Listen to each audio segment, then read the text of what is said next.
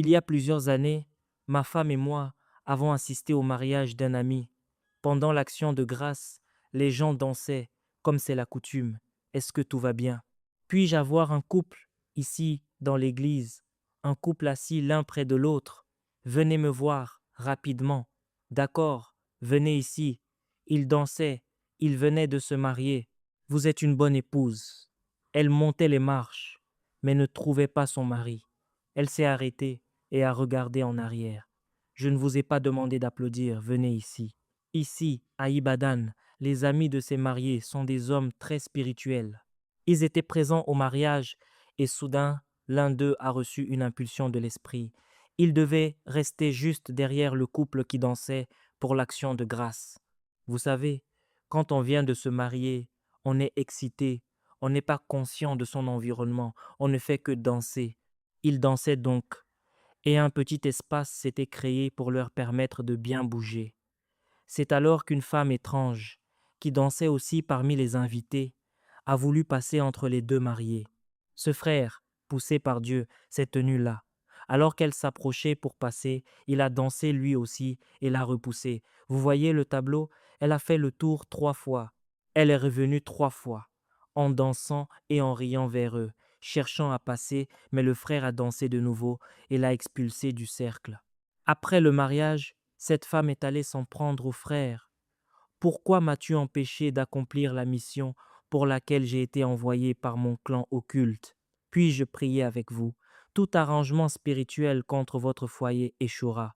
Vous devez être fort dans l'esprit, car certaines personnes ne sont pas heureuses de vous voir marié, encore moins de vous voir avoir des enfants, des petits-enfants et vivre heureux. Ils veulent simplement vous détruire. Mais celui qui est spirituel juge de tout. Mes amis, le mariage n'est pas seulement une affaire de baisers et d'émotions. Cela en fait partie, mais cela ne définit pas tout. Le mariage est profondément spirituel. Ma femme a accompagné un grand homme de Dieu pour un mariage à Ekiti. Il s'était dit, faisons cela rapidement. Ils se sont donc réveillés à 5 heures du matin pour commencer à cuire le riz. Ils ont fait chauffer le riz de 5 heures jusqu'à 9 heures. Quel genre de riz cuisinait-il? Le riz ne cuisait pas. Il y avait du feu, le riz brûlait, il y avait de l'eau, mais après 4 heures, rien n'était cuit. Un frère est alors arrivé et a dit, ne voyez-vous pas que l'ennemi est à l'œuvre ici? Il s'est tenu là, à réprimander l'esprit malin et à parler au feu et au riz. Ne banalisez jamais la dimension spirituelle de votre relation. Est-ce un conseil sage? À l'hôpital universitaire, une femme était en plein travail et n'arrivait pas à accoucher. C'était un travail long et douloureux. Un frère est arrivé et a dit, docteur, s'il vous plaît, demandez à cette infirmière d'aller chercher quelque chose. Le docteur a accepté et l'a envoyée en mission. Avant qu'elle ne revienne, la dame avait accouché. Puis-je prier avec vous? Tout arrangement spirituel visant à rendre votre parcours difficile échoue aujourd'hui. Tout ce que vous entreprenez réussira. Votre mariage sera paisible et agréable. Votre accouchement se passera bien et vos progrès seront manifestes. Dieu veillera sur vous et nous nous réjouirons avec votre famille au nom de Jésus. Toujours sur la spiritualité. Voici ma femme et moi. Nous nous sommes mariés et j'ai toujours aimé mon épouse. Nous avons remarqué que Dieu nous donnait la grâce d'aider les couples. Peu importe la complexité du problème, dès que nous intervenons, la situation se débloque. Je ne saurais l'expliquer, mais combien de couples au bord du divorce Dieu a-t-il restauré par nos simples conseils? Au début, alors que nous nous investissions pour les foyers des autres, nous avons remarqué une chose. Ma femme et moi ne nous querellions jamais d'ordinaire. Nous sommes de vrais amis. Mais après avoir conseillé une famille et résolu leurs problèmes, nous commencions à nous disputer pour rien une fois rentrés à la maison. Je me suis dit, c'est incroyable. Peut-être devrions-nous arrêter de nous mêler des affaires des autres. Sur un terrain normal, nous sommes heureux. Alors pourquoi ces tensions après avoir aidé quelqu'un? J'ai dit à ma femme que je préférais notre paix à la résolution des problèmes d'autrui. Mais Dieu m'a dit, tu penses que le diable plaisante, tu restaures des foyers et tu crois qu'il n'attaquera pas le tien, tu ferais mieux de renforcer tes défenses spirituelles. Nous avons donc commencé à prier chaque jour. Ma femme aime prier. Quand elle était enceinte, nous avons nommé notre enfant Adura, ce qui signifie que la prière est profitable. Je tenais la main de ma femme chaque matin, malgré son gros ventre, pour 3 heures d'intercession. Depuis ce temps, Dieu seul sait combien de foyers ont été sauvés. Je parle de couples légalement divorcés depuis des années. Une dame, après avoir suivi mon enseignement, m'a dit: Monsieur, je suis divorcée depuis 7 ans, mais en vous écoutant, je veux récupérer mon mari. Je pense que j'ai été stupide de briser mon mariage. Je lui ai dit qu'elle pouvait le retrouver. Elle m'a répondu que le divorce était légal, que les parents étaient d'accord et qu'il y avait même une ordonnance restrictive de la police. Mais Dieu est extraordinaire. Il a commencé à incliner le cœur du mari vers sa femme et celui de la femme vers son mari. Je lui ai dit: Dans 3 mois, ton mariage sera rétabli. Elle était sceptique. Puis l'homme l'a appelée. Je sais que nous sommes divorcés et que je ne devrais pas t'approcher, mais mon cœur te désire. Est-ce que quelque chose est encore possible? La dame m'a appelé pour me demander si elle devait faire l'indifférente. Je lui ai dit: Est-ce ta force qui a touché son cœur? Tu ferais mieux de répondre. Pour faire court, ils ont célébré une nouvelle action de grâce, sont retournés au tribunal pour se remarier, et aujourd'hui ils vivent comme s'ils n'avaient jamais eu de problème.